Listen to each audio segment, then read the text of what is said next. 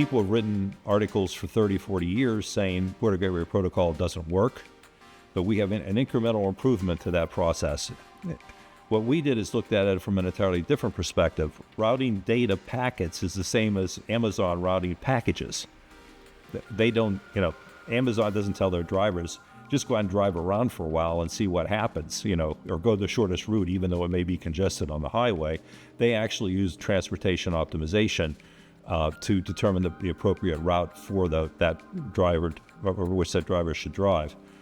We applied the same thing, same technology to routing data packets.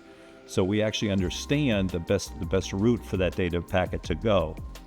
That was considered a mathematically unsolvable problem, because you can imagine the router, if you have a picture of the internet, it looks like the solar system. It looks like the Milky Way. I mean, it's just an incredible number of routers. On top of that, the complexity is you have links between all those, potentially most of the routers. So the number of potential permutations is not infinite, but it's really, really large.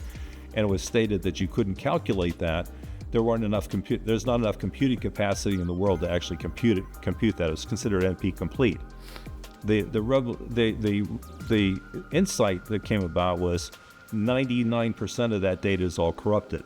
What I mean by that is if you have a router that propagates 720p, and 720p, if it receives 720p and propagates 720p, you don't really know what the capacity of that router is.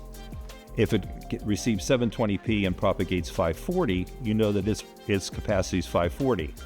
So what you do is we measure and eliminate all of those routers where we don't know exactly what the capacity is. We ultimately know what it is through, over time you get to see when it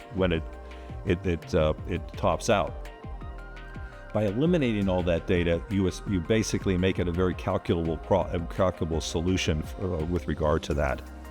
So eliminating all that data enables us to do transportation optimization, and actually enables us to basically solve the problem of internet congestion.